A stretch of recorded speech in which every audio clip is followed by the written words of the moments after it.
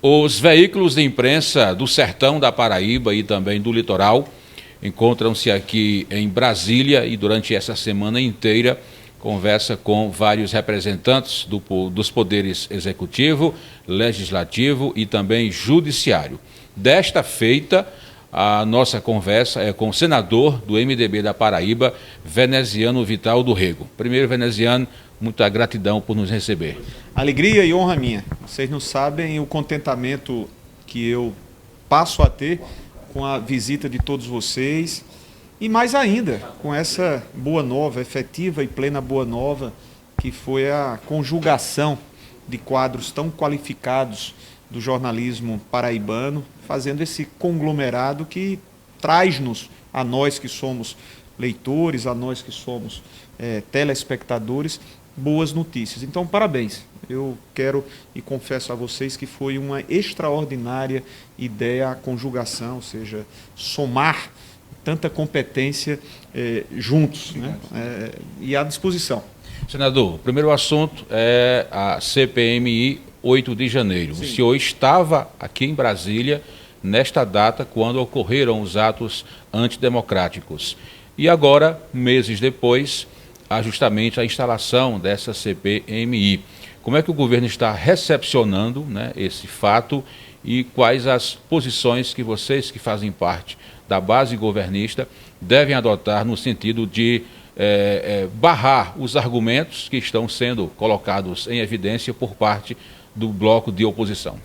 Olha, Levi, eu cheguei depois dos fatos consumados. Eu me encontrava, na verdade, na Paraíba quando, de fato, todos nós estávamos sendo surpreendidos com aquela invasão absurda, violenta, antidemocrática, depredatória, que foi posta por algumas milhares de pessoas, movidas, grande parte, pela insanidade daqueles que estavam, né, ou que estiveram à frente do Executivo, né? Ou seja, aqueles que queriam ainda pôr dúvidas sobre o processo eleitoral, aqueles que quiseram tumultuar o processo de disputa, que foi plena e por todos nós visto de forma séria, de forma limpa.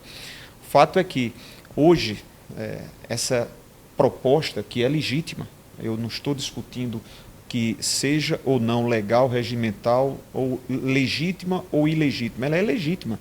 Cabe à oposição fazer o seu papel, cumprir com as suas obrigações.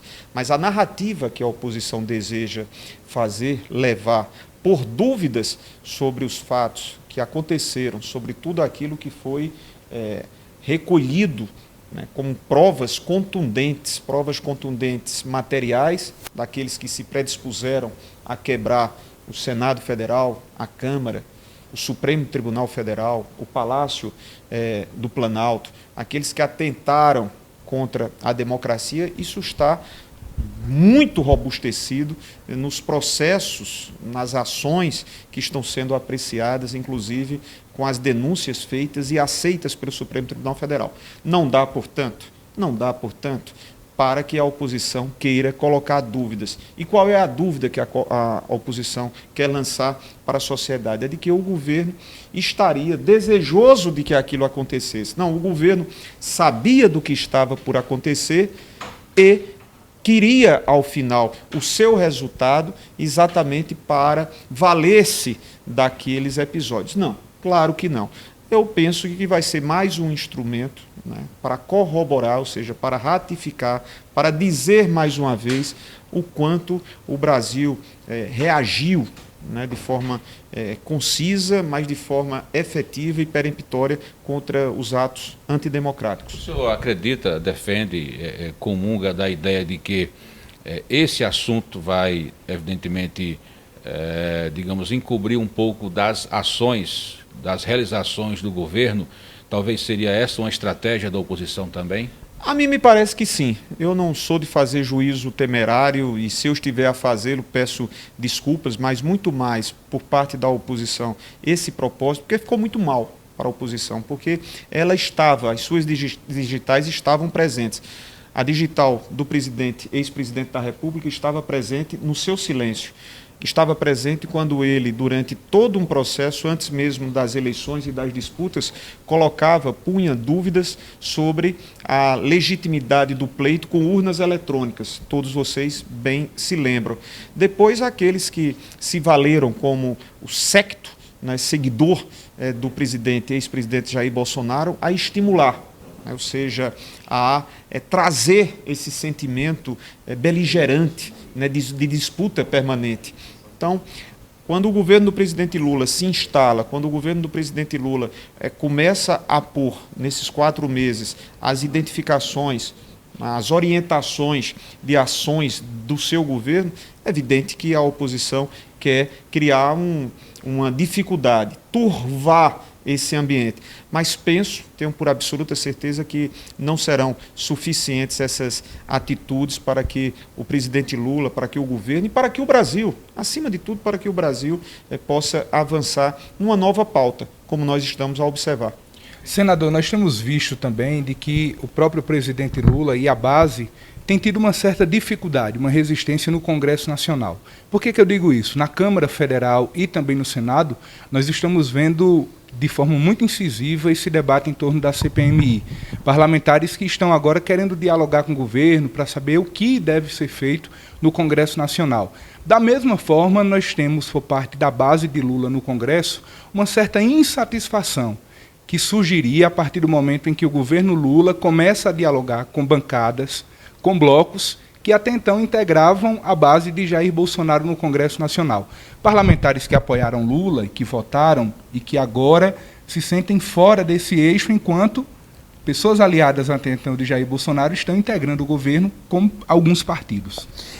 Eu te digo muito franco. Primeiro, é fato que um governo que se instala sob um sistema presidencialista, e aí seja nos seus 3 níveis, e eu já fui um dia prefeito de Campina Grande, você conversar, você convencer, utilizando os meios que sejam legais, legítimos, democráticos e republicanos, isso não há problema absolutamente nenhum. Os governos, eles precisam ter esse apoio, porque, afinal de contas, nós estamos numa relação tripartite, judiciário, executivo e legislativo. E o presidente Lula bem o sabe, mais do que nós próprios, já teve essa experiência, viveu 2 outros mandatos como presidente da República e sabe da importância do Congresso Nacional. Afinal, nós temos diversas votações, diversas deliberações. Vamos começar com a mais importante do início do seu governo, que foi a PEC da transição. Se a PEC da transição não tivesse sido aprovada da maneira como nós, congressistas, aprovamos, o governo ele estaria totalmente paralisado. Nós vamos agora nos deter sobre a proposta, se arcabouço fiscal, denominado assim, do presidente Lula, enviado na semana passada, e eu tive a oportunidade de estar presente neste ato, né, solene de entrega às mãos do presidente Arthur Lira e do presidente do Senado, e eu representava Rodrigo Pacheco, nosso presidente. Nós teremos que fazê-lo. Não ouço, não ouvi, né, essas tratativas que são dadas pela equipe política do presidente, estando no Planalto, ou pela equipe política representada aqui pelo seu líder Randolfo Rodrigues, pelo líder Jacques Wagner, por outros líderes na Câmara Federal, para que nós atraiamos, tanto no Senado como principalmente na Câmara, porque os números de um e de outro mostram a necessidade maior de poder ter e alinhavar, né, essa conversa, né, de convencimento e de atração com os deputados e deputadas, eu acho que é plenamente... Mas essa inversão de prioridade, por exemplo, de dar espaço a quem não esteve com Lula na campanha e ter espaço a, por exemplo, apoiadores do ex-presidente, não preocupa, por exemplo, a base? Eu penso que o presidente sabe muito bem quem andou desde o primeiro momento com ele. O presidente bem o sabe daqueles que advogam, daqueles que sentem, que pensam, né, convergindo às suas ideias. Isso é fato, né? Não deixarão de ser prestigiados, não deixarão de ser reconhecidos. Eu não vou ficar aqui fazendo outros tantos exemplos. Eu sei, por exemplo, que o presidente Lula reconhece aquilo que nós fizemos, até mesmo enquanto candidato nas eleições de 2022. Ele reconhece quem esteve sempre e desde o primeiro momento com esse projeto, que se instalou a partir do 1º de janeiro. E desta forma, nós não vamos, absolutamente, aqueles que estão desde a primeira hora, não vamos criar nenhum tipo de dificuldade. É importante que o presidente administre com a sua maioria, que essa maioria seja conquistada da forma que republicamente possa ser conquistada e que nós avancemos. Temos muitas matérias, temos medidas provisórias que ficaram travadas por uma situação gerada no Congresso, leia-se, principalmente na Câmara dos Deputados, está sendo destravado agora, temos muito a debater e a deliberar. Senador, na campanha de 2022 o senhor teve um papel fundamental e no governo Lula também tem cumprido esse papel com muita maestria, tanto é que no dia 8 o senhor estava representando o Senado Federal, porque o Rodrigo Pacheco estava de férias, estava no exterior, e o senhor esteve, por exemplo, em Brasília, e desde então tem ocupado um cenário de destaque. Mas a nossa Paraíba, ela não tem, por exemplo, representação em nenhum ministério do governo Lula. E aí eu pergunto, por exemplo, Veneziano tem dialogado com Lula para que a Paraíba tenha espaço? E aí muita gente pode dizer, mas nós temos a presidenta do Banco do Brasil. Temos. O cargo maior do Banco do Brasil é uma campinense, paraibana. Mas não está na hora da Paraíba ter vez e espaço também nos ministérios? Deixe-me dizer, e diga-se passagem, um quadro de excelência. Sim. A nossa doutora Tassiana, competentíssima, figura muito querida e, para nós, lisonjeiramente representando o nosso Estado. Mas o governo, ele, para ser atencioso, para ser reconhecedor deste ou daquele estado, deste ou daquele outro município, não precisa ter no seu quadro de primeiro escalão integrantes, ou seja, filhos naturais de qualquer um desses estados. Lhe digo isso muito tranquilamente.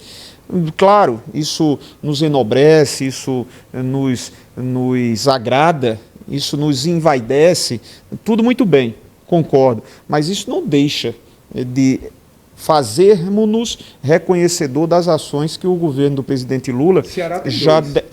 Pois bem, se pudesse ter a totalidade, ótimo, mas a Paraíba não deixará de ter o olhar do presidente Lula. Eu poderia citar tantas e tantas. O presidente Lula, até semana passada, quando nós conversávamos, falava exatamente sobre esses propósitos, os propósitos de fazer, recordemos-nos aqui, que ele dizia no período de campanha que iria cobrar dos governadores eleitos as principais demandas, 3 principais demandas. Eu não sei quais foram as demandas apresentadas pelo governo do estado da Paraíba, mas eu tenho por absoluta certeza de que ele as cumprirá.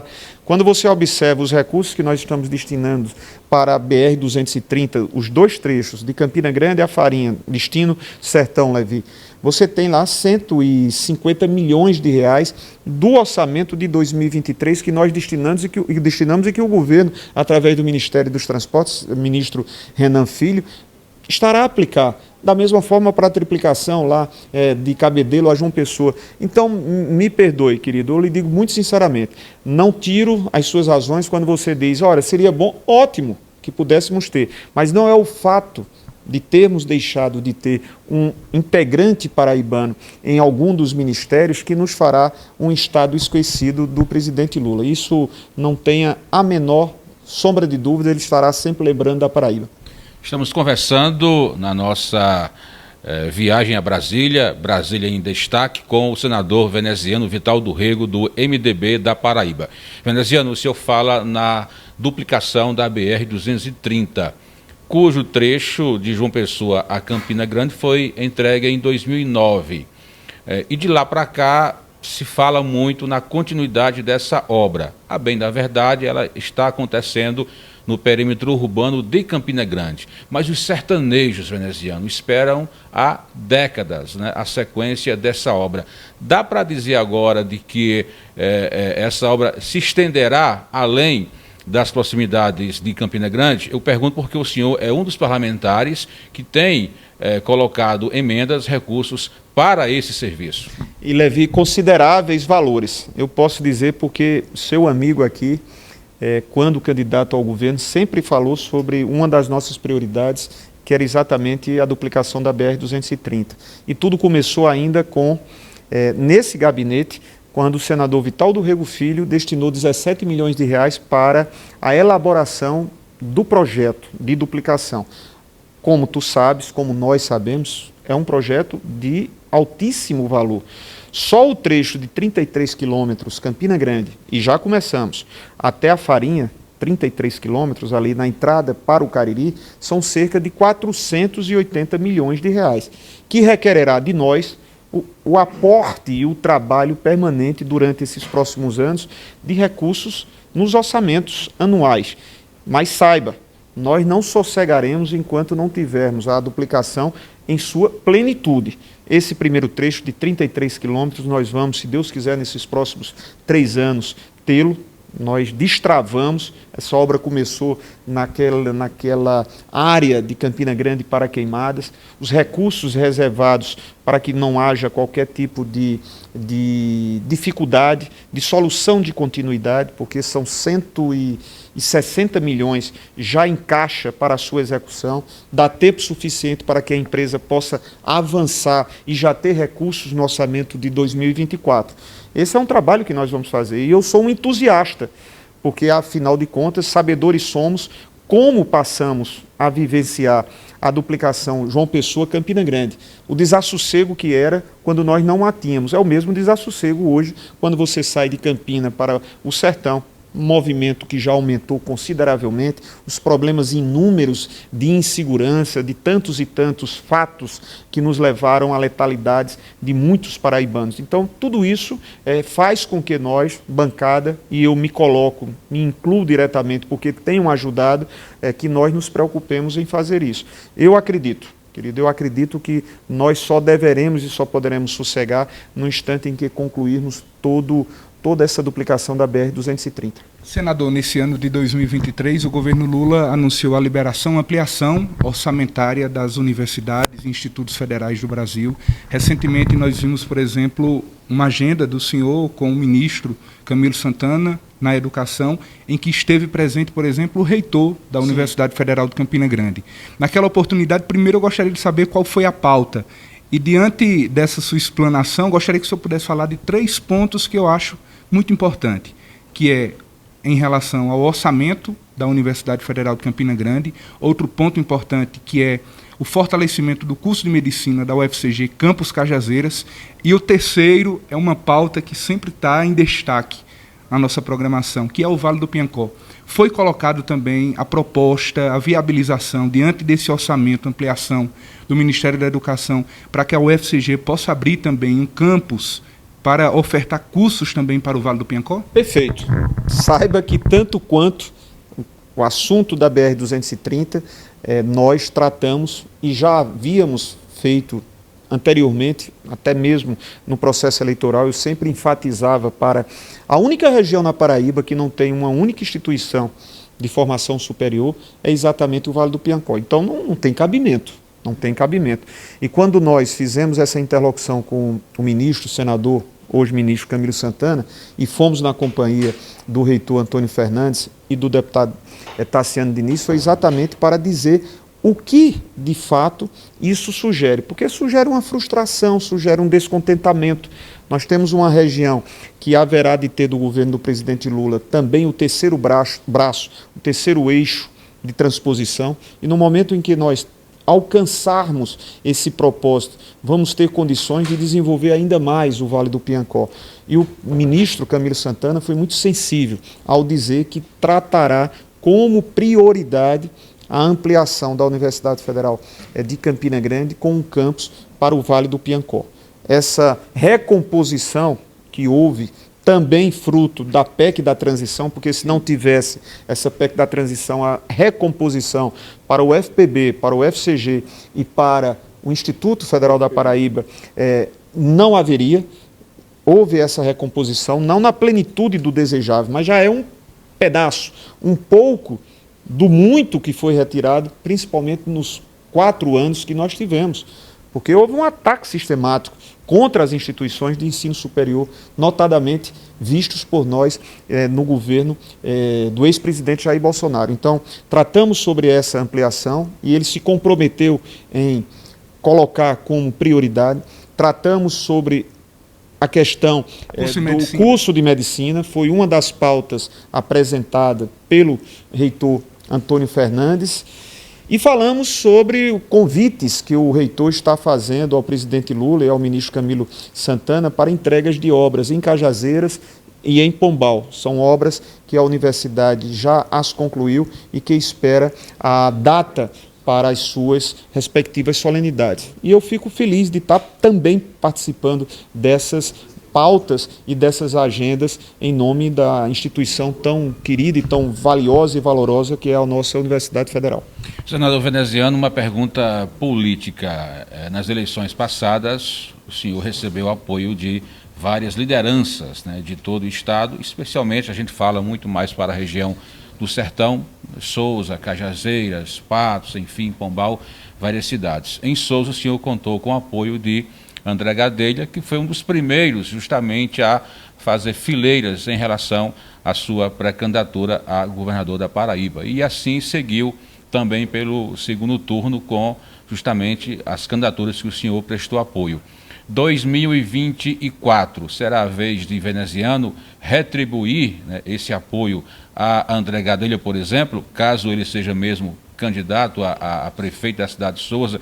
E se não for André, já que no grupo se apresentam vários nomes, outras lideranças, também terá justamente esse apoio de Veneziano? Levi, primeiro você me dá outra oportunidade para que eu diga aqui, em voz altiva e bem compreendida, o quanto eu sou agradecido aos gestos de companheiros que, mesmo em situações difíceis, se mantiveram do início até o fim conosco no projeto defendido pelo MDB-PT. A nossa candidatura, a candidatura proporcional ou as candidaturas proporcionais. Dito isto, o meu agradecimento profundo, reiterado, dito tantas quantas vezes eu tiver de dizer, como se isso já não fosse suficiente, porque sabem os senhores, as senhoras que nos acompanham, que eu falo com a franqueza de propósito, com a honestidade que todos esses temas nos cobram. André foi muito importante. André é o condutor do MDB na cidade de Souza.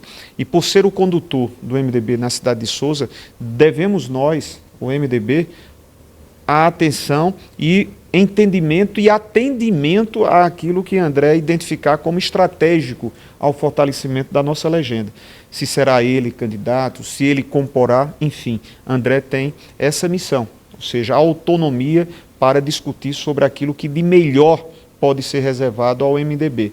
Dito isto, eu quero dizer, em outras palavras, não, com essas mesmas, André é quem define e terá todo o nosso apoio. Senador, em relação a Lula, há alguma projeção de visita de Lula ao sertão da Paraíba, não em evento, por exemplo, privado, como foi o recente, que aconteceu em Santa Luzia? Há alguma projeção de um evento público no sertão da Paraíba, já como presidente da República? Foi sondada a possibilidade ainda na campanha eleitoral, não deu certo. E agora? Há alguma projeção? O senhor tem conversado com Lula nesse tocante? Porque, por exemplo, houve uma ideia de que Lula visitasse a transposição, o eixo norte. E agora, será que há a possibilidade? Meu querido irmão, eu não falei com ele a respeito especificamente. Eu estive com o presidente Lula na semana passada, como já adiantei para vocês, quando fomos receber a proposta do novo marco fiscal. A agenda do presidente Lula ela não foi assunto para aquele momento tratado. É evidente que o presidente Lula nos visitará. Ele está fazendo como... Não sei se citei na entrevista, mas posso fazê-lo, e se já o fiz, peço desculpas por repetir, ele está identificando em cada pasta ministerial, com os seus ministros e ministras, as agendas de entregas de obras e de anúncios de outras obras, para fazer essa agenda e dividir as suas passagens em visitações. Algumas destas, mesmo nesta audiência que nós mantivemos com o ministro Camilo Santana, ele já apresentava algumas obras que o presidente Lula poderia entregar, né, nesse cronograma que está sendo feito. Mas eu não posso, seria leviano de minha parte dizer a você que já está definido uma data ou um mês. Ele haverá de ir, né? O presidente Lula está preparando com a sua equipe um universo de propostas, de compromissos, entre os quais falava ele nessa reunião à qual eu fiz menção, da visita que manteve na China e no Emirados Árabes. Ele dizia, olha, eu vou me reunir com os governadores dirigindo-se aqui aos ministros, e quero saber as demandas que os governadores nos passaram e saber das suas viabilidades para que nós as anunciemos com um compromisso nosso. Então, é isso que vai acontecer, mas não tenha dúvidas que ele não esquece da Paraíba. Muito bem, veneziano, muito obrigado pela sua atenção, pela sua disponibilidade em poder nos receber aqui em seu gabinete em Brasília. Um forte abraço da equipe da Rede Mais, da Rede Diário do Sertão, também da Líder FM, do Blog do Levi, enfim, de todo esse conglomerado de veículos de imprensa. Querido, eu que agradeço, sincera, franca e honestamente. Muito feliz em recebê-los, revê-los, né? Não sei se esse ano a gente tinha tido essa oportunidade, vocês sabem o quanto eu... Presencialmente não. Presencialmente não, é verdade, participamos através de...